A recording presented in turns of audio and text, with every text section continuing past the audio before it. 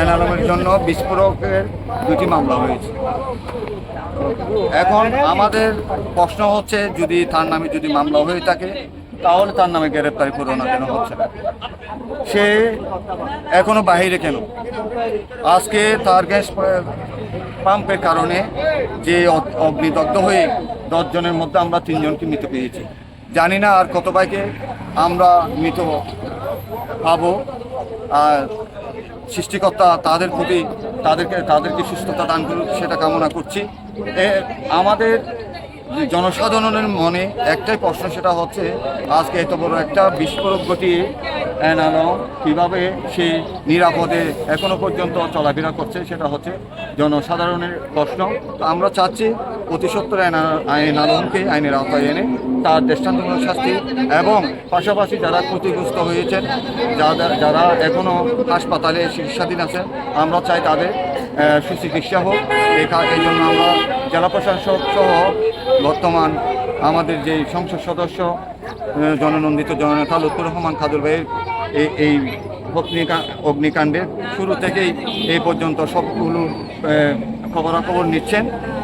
আমরা চাই তাদের মাধ্যমে একটি সুস্থ তদন্তের মাধ্যমে যারা ক্ষয়ক্ষতি হয়েছেন তারা যাতে ক্ষতিপূরণ সুষ্ঠুভাবে পায়। উনি দালান কোটার মালিক, 1000 টাকার মালিক। এই কারণে হয়তো বড় মহলের সাথে হাত রেখে উনি এটাকে থামাইয়ে রাখার প্রচেষ্টায় নাকি প্রসেসিংয়ে রয়েছে দেওয়ার ধারণা। উনি যেদের ক্ষয়ক্ষতি হয়েছে তাদেরও কোনো খবর নেন না।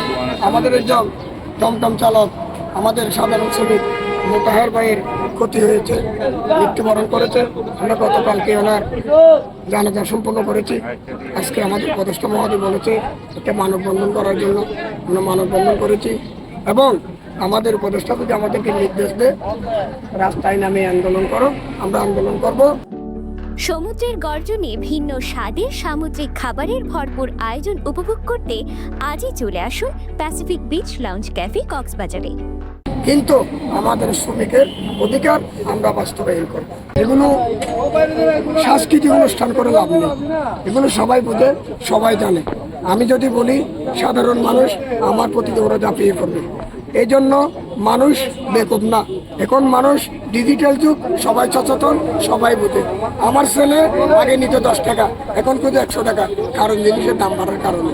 তদরূপ আমি বলতে চাই যারা যেগুলো করতেছে সেগুলো সবাই বোঝে, সবাই সচেতন। আমরা এলাকাবাসী আমাদের একটি দাবি যে এখানে অনেকগুলো লোক দগ্ধ হয়ে মারা গেছেন, এবং আমার 3টা ভাই অলরেডি মারা গেছেন, আরও অনেক ভাই তারা হাসপাতালে রয়েছেন।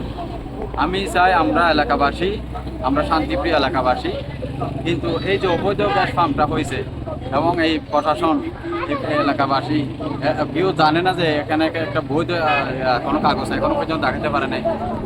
তাহলে বড় বড় রাজনীতিবিদ নেতারা রয়েছেন, এবং এখানে কক্সবাজার জননেতা লুৎফর রহমান খাদুর নিজে পরিদর্শন করেছেন। তাহলে কি আমরা এখনও কেন চুপ? আমরা এলাকাবাসী এখনও আমরা চুপ আছি, যেহেতু আমরা একটা পরামর্শ পাবো। তাদের যে গাড়ি, অনেকগুলো গাড়ি এখানে পড়ে গেছে, যে গাড়ি নিয়ে তাদের জীবন জীবিকা নির্বাহ করে। একটা জিনিস চিন্তা করেন, ওদের কোনো ইনকামের কোনো, এই যে সামনে সিজন, তাদের কোনো ইনকামের কোনো লাইন নেই। তাদের পরিজন নিয়ে তারা ওই গাড়িটি নিয়ে চলে। তাহলে এই আজ আমরা এলাকাবাসীর একটি দাবি, একটি মেসেজ সারা বাংলাদেশে জানাতে চাই, আমরা জানান দিতে চাই। আমরা শ্রমিক লোক, আমরা শ্রমিক মানুষ। আমরা যদি এই দাবি, আমাদের এই দাবিটা যদি মানানো না হয়, যে গ্যাস ফার্মের মালিক যদি আমাদেরকে আসে এ পর্যন্ত এখনো একবারও দেখা করে না, যে আপনাদের আশ্বাস দেয় না যে যে গাড়িগুলোতে পড়ে গেছে, মানুষের ক্ষয়ক্ষতি হয়েছে, তাদেরকে কীভাবে তারা কি করবে। প্রয়োজনে আমাদের লুৎফর রহমান খাদুর ভাইয়ের সাথে বসুক, প্রয়োজনে এলাকাবাসী প্রতিনিধি আছে তাদের সাথে বসে একটা সুন্দর একটা পরামর্শ এদেরকে দিতে হবে। তা না হলে বৃহত্তর আন্দোলনে এরা চলে যাবো বলে আমি মনে করি। পাম্পটা জীবনে হয় না, প্রথম 20 বছর বড় হয়েছে।